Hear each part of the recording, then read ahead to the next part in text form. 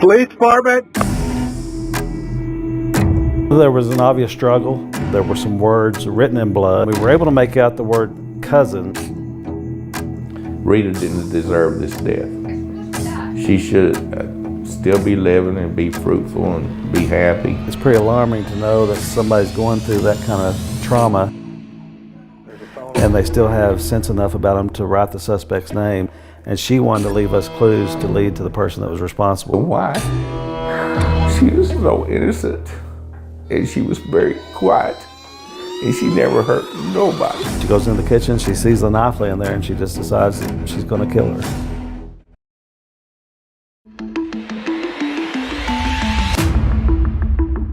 It's one of the most unusual murder cases in Arkansas. A victim names her killer and a clue left for police. This is UnNatural State of Crime. I'm Joe Ellison. Those who knew her say Rita Collins was a kind woman who would help anyone in need. She lived a quiet life and was never late to work. In 2010, though, there was a day she didn't show up. Her co-workers knew something was wrong. Their quick action, though, and Rita's determination helped catch her killer faster than anyone could have imagined. In her last moments, Rita left behind clues that would lead investigators straight to her killer. This is Rita's story. This is my dream dog. She thinks she's mine, but I don't have to feed her. And I don't have to comb his fluffy hair out. And I don't have to mess with her. Her voice was so sweet and squeaky, she had the Minnie Mouse voice. But she thinks she's mine, Olivia. And we laughed because when she came into work down the back, she always wore high heels, and it was clickety-clack, clickety-clack, clickety-clack. That's how we knew Rita was coming to work. She worked at Lowe's when it was across the street before they built the new one. And she came over when they built the new one. So we could talk constantly, you know, all day. We had to converse all day long, and that's how we became such good friends. We worked at Lowe's and we just kind of became inseparable. And for the longest time, you know, we went on our morning break together, our lunch, our evening break, and everybody just kind of got used to seeing us together constantly. She cared for everyone. She would help anyone on the street. She would help you do your job. She loved everyone. There was no one that she did not like. You know, Santa used to be set up in the mall there, you know, in the pictures. And we were walking by and she yelled at Santa and she's like, "Hey Santa, is there an age limit on your photos?" And he's like, "No, come on over." So we both crawled up in Santa's lap and got our pictures made with Santa. She had a dictionary. Forgive me. It's okay, I knew it would be. We did a word a day in her dictionary.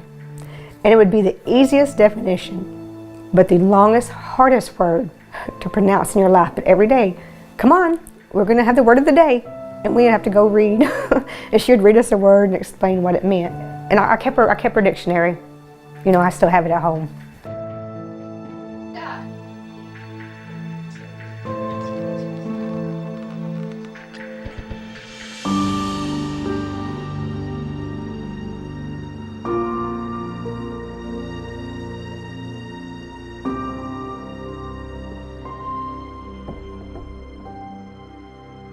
On April 13th of 2010, 54-year-old Rita Collins didn't show up for work at 7 a.m.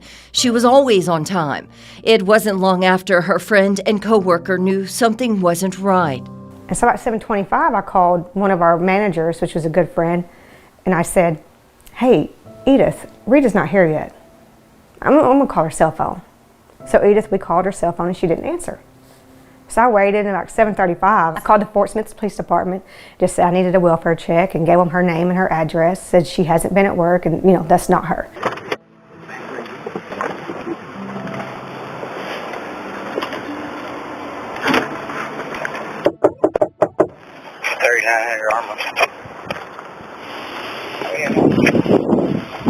X-ray 9.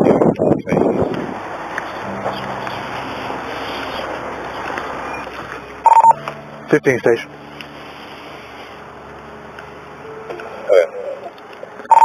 Station, contact Protect Alarm Company and see if they have another RP for the residents.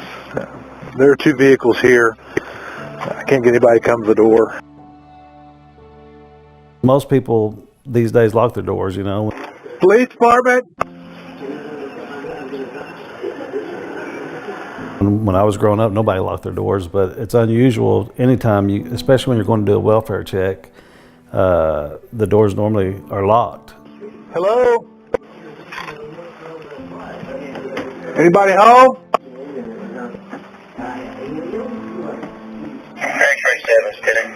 Police department?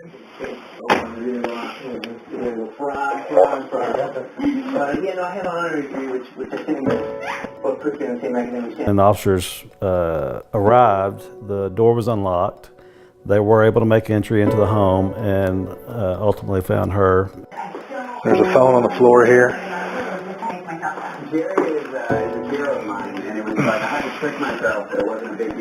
Quite a bit of blood. I'm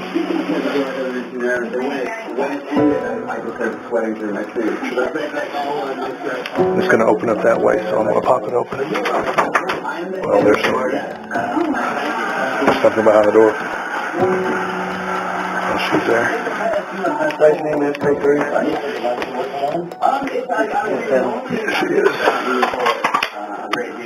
Yeah, she is. Yeah, she is. Let's go and check the rest of the house. There's blood on the wall there. Behind that door was the body of Rita Collins. Police said she'd been stabbed multiple times. The next step was to start notifying family, learn more about her, and gather clues inside the home that could lead them to the killer. And there were many to go on. Well, I can't tell. I can't get in there, really.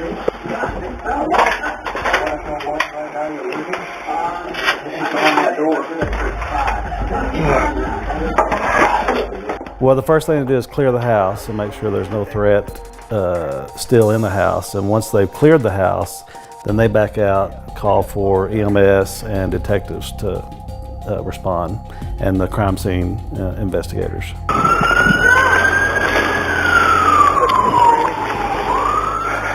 There was an obvious struggle, and that was very apparent from the time you go into the living room. There's a lot of blood on the carpet. There's spilled oatmeal on the carpet. There were some words written in blood, which was really unusual. First time I'd ever seen that in 25 years that I'd been there. And we were able to make out the word cousin, and then it looked like someone had tried to wipe that away. And then the word either Mackie or Maxie, but we didn't understand what that meant. Actually, I think it was just M-A-X or M-A-K, we weren't sure. Rita's neighbors saw police at the home. They were worried and wanted to help. They told police everything they knew about Rita and her daily habits. Her screen door unlocked when Yes. she And her front door was locked too, unlocked. always So, locked that screen door is always locked. And she's got security. yeah, the alarm wasn't on. But one neighbor was able to identify a vehicle that was at the home earlier that same morning. My husband said he saw a silver station wagon How long ago? this morning when he went to work There was a silver station wagon out here? in her driveway. He's never seen it before. Okay. Where's he at? Well, he's at work. He's at work. Okay, let me get your name and stuff. Guys, we need to rope it off so nobody else comes in You here. okay with No, she's dead. it?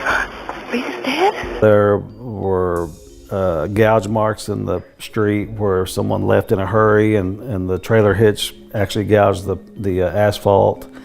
A large oil spill in the driveway. So we had some things to start with. And then it was time to start talking to those closest to Rita. Relatives and acquaintances, which is what you always want to do when you find a victim of a homicide. You want to start with the people who were closest to that victim and work your way out.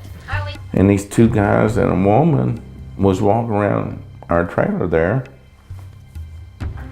And I said, my gosh, what's going on? The home of Greg Smith, Rita Collins' ex-husband, was one of the first stops police made. And I come up there and they said, are you Greg Smith? And I said, yes, sir, I am. And I said, what's this about? I said, we need to talk to you inside. And I said, what's this about? I said, we want to talk inside. The one standing up said, it's about Rita Collins. Said, we found her dead this morning. And I said, oh my God. And I just turned around and I got down on my knees right there on my couch. and prayed and cried some. And I said, oh my God.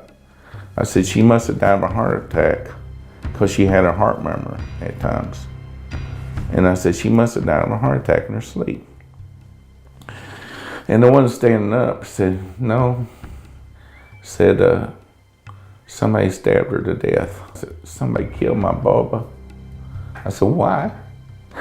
She was so innocent, and she was very quiet, and she never hurt nobody. Second, a little Baba driving a new John Deere tractor. Greg and Rita married in May of 1994. They enjoyed each other's company and shared a love for dogs. They never had any children together, but for the couple, their dogs were their children. It's Ozzy's first Christmas with his mama. Merry Christmas, Ozzy, He was Mom. just a year old here. He was just a baby last year. 6 years later, the couple divorced but kept in touch and remained friends. As in most police investigations, the ex-husband is always a person they want to question. Obviously, that's one of the first things you're going to do when you have a victim of a homicide is you find out there's an ex-spouse. You're definitely, I mean, that's going to be one of the highest priorities is to make contact with that spouse just to either form a suspect or rule that person out. The home of Greg Smith, Rita Collins' ex-husband, was one of the first stops police made. Where was I? What was I doing? And had I seen her late? And I said, no, I talked to her the day before. And I hadn't seen her in quite a while because we've been divorced 8 months and about 2 weeks or so, something like that. I was down at the police station. They said, can we search your trailer? I said, yes. I said, I have nothing to hide. I said, I'll do anything I can to help catch whoever done this to her. So they come out and search my trailer. And my mama had just given me one of Dave's little Uncle Henry knives I had on my nightstand. And they took it, and then this rug out of my car had a red, some kind of stain on it. So anyway, they took it. When I got down to the police station, they asked me to go down and help contact family members. It didn't even, I was in such shock and disarray. I didn't even realize that they considered me a suspect. I didn't even think so, because I didn't have nothing to do with it. And so when I was down there, they read me my rights. I believe it was the next day, the next morning, we're in briefing, and we get a call, our dispatch receives a call from a hospital in Branson, Missouri, and they have a female patient there who produced an ID of Rita Collins. They were just calling to let us know because the address was Fort Smith, and of course they had no idea that Rita Collins was a victim of a homicide. They had a female patient who was identifying herself as Rita Collins. So they were just letting us know that something had happened to her. And so obviously we knew that Rita Collins was not in a hospital in Branson. So we immediately sent 3 detectives and a deputy prosecutor to this hospital in Branson. Police are now face-to-face with this woman at a Branson hospital. She drove a car to the hospital while Fort Smith investigators made their way there. Missouri police ran the tags and had a name waiting for them when they arrived, a name that had been in front of them all along. The person in the hospital was this woman, Sandra Dobbs. Police say her name could be found in the middle of the devastating crime scene at Rita's home. Quite a bit of blood. Have you noticed living report? Yeah. Did you see what it said? No. There's 3 times it's written in blood, cousin. After being stabbed multiple times and while lying on her living room floor, Rita wrote the words in her own blood. The evidence that the victim left us obviously was enough to, eventually would have been enough, because we could make out the word cousin and then M-A-X or M-A-K, whichever it was, we couldn't tell. Obviously it was M-A-X, but after talking to a lot of the family members, we found out that Sandra Dobbs was her cousin and went by Maxie. So that alone would have led to arresting Sandra Dobbs, in my opinion. But when she shows up at the hospital with the victim's ID, obviously that that sped things up quite a bit. That wasn't the only thing that tied Sandra Dobbs to the crime scene. There were gouge marks in the street where someone left in a hurry, and the trailer hitch actually gouged the asphalt. A large oil spill in the driveway. Sandra Dobbs' car was sitting in the hospital parking lot. Fort Smith police went to take a look. The trailer hitch on the back of the vehicle, and it had scrapes on underneath it that matched the damage done to the asphalt in the street right outside the driveway. And then it also had a large oil spill underneath the vehicle while it was sitting there in the parking lot of the hospital. So those two things definitely matched up. And then with all the injuries on Sandra Dobbs, or Maxie Dobbs, and all the circumstances together, we were able to obtain an arrest warrant for her. We had the vehicle towed back to the Sally Port and obtained a search warrant for that vehicle, and obviously searched it. Inside, police found 42 Remington .45 caliber cartridges, but no knife or gun, though they'd soon learn where those items went. Originally, Sandra Dobbs asked for an attorney and didn't tell investigators anything. But once she was inside of the jail, she asked to speak with them so her family wouldn't have to sit through a trial and see grisly photos of the crime scene. She told us that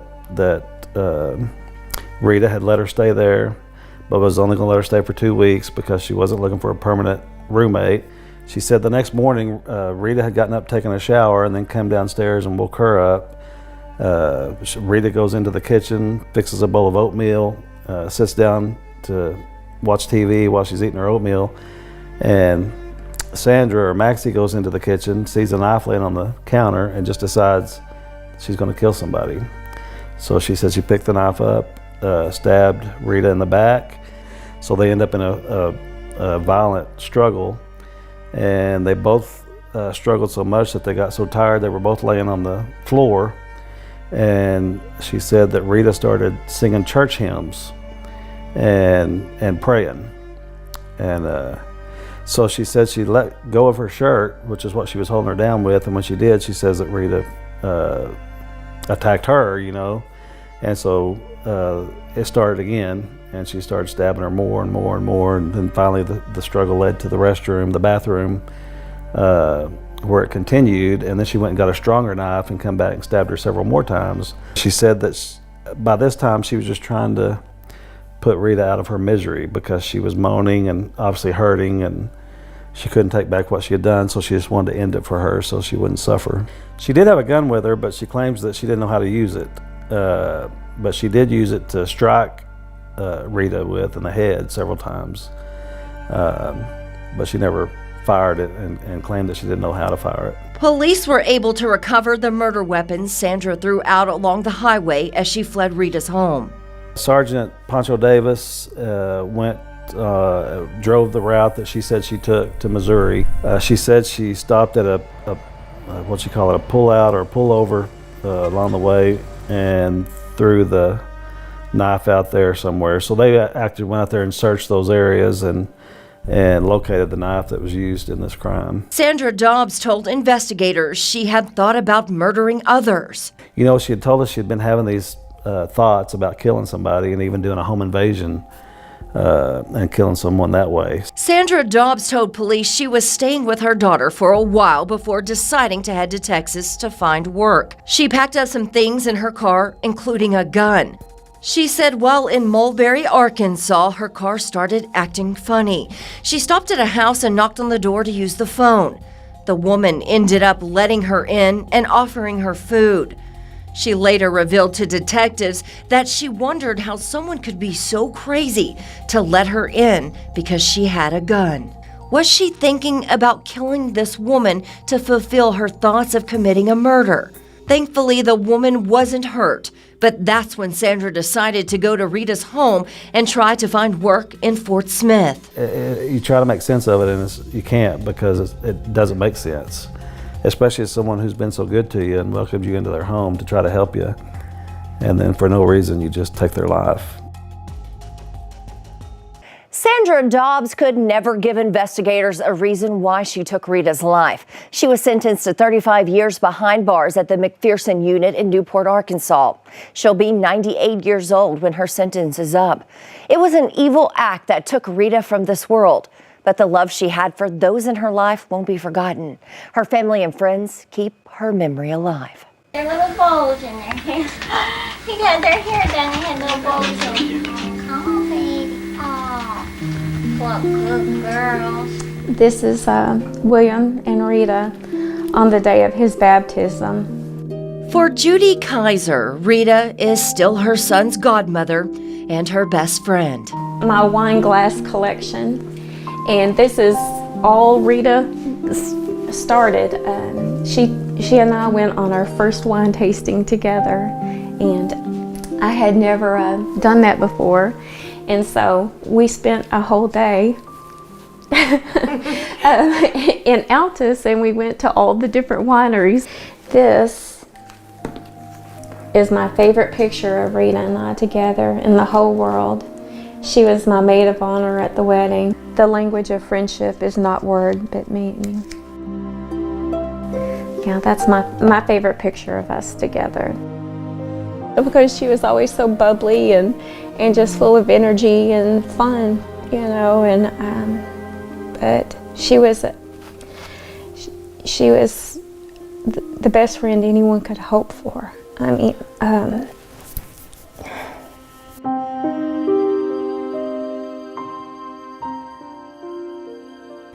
Rita's ex-husband Greg visits her from time to time where she's laid to rest. He remembers talking to Rita the day before she was murdered. I told her, I said, I might bring Ozzy, our little dog, over and just talk to her about some things. And she said, okay, not to try to reconcile or get back with her, just wanted to talk. And she said, okay, just call me. And I said, all right. And right after that, this is God sent. I believe with all my heart. She said,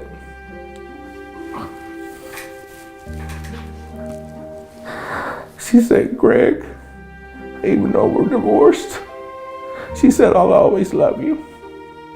And I said, Boba, I said, I always love you too. If you ever need me to do anything for you, I'll be happy to do it. Rita now rests next to her brother. His headstone has a poem especially for her. Well, one year at Christmas, he wrote this poem for her. And it says, Dear Rita, stars will live for 1,000,000 years in a day. But we will live and love each other when the stars have all passed away. Your brother, LeBon. On Rita's tombstone, it said, thank you for the beautiful poem, Rita.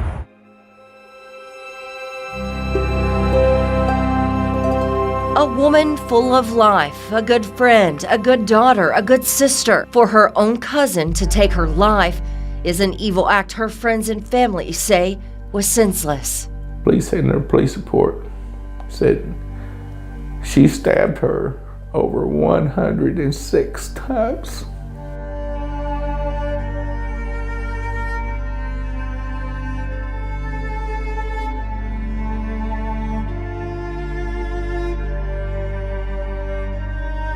I wish I could understand why someone would want to do that, or what made her think that she had to do that. I mean, I don't understand it. But even up until the end, the woman they knew carried her strength with her, making sure her killer would be brought to justice. I had met her on no less than 3 occasions and seen her hug her and tell her she loved her.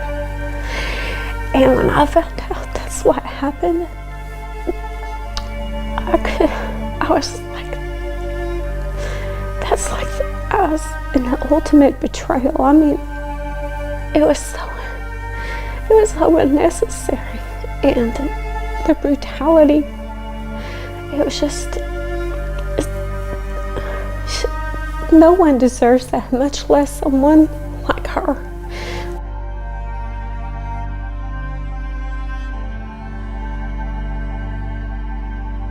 few days before it happened, she says, Kelly, my cousin's gonna come stay with me. She's looking for a job or whatever. She wasn't really happy about it.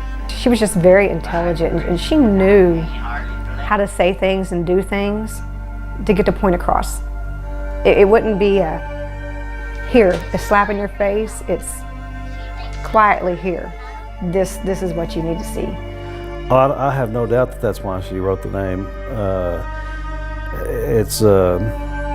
It's pretty alarming to know that somebody's going through that kind of trauma and they still have sense enough about them to write the suspect's name. I mean, she knew what this was going to lead to, or what it was likely going to lead to, and she wanted to leave us clues to lead to the person that was responsible. So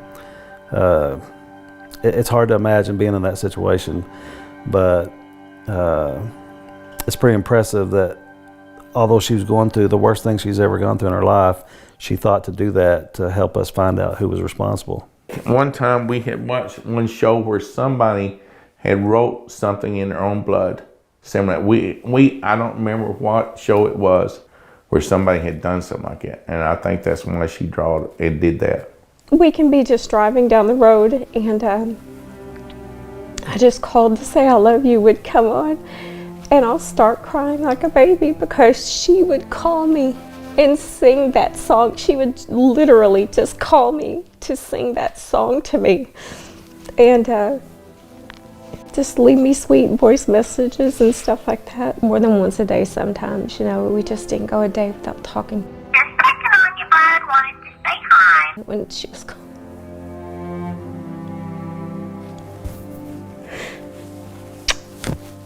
You missed. Love you. Bye. That's the story of Rita Collins, a woman with the sweetest voice, a kind heart, and a presence that will live on in the hearts of those who loved her most. That's it for this episode of Unnatural State of Crime. I'm Jo Ellison. Join us next time as we explore another unnatural case.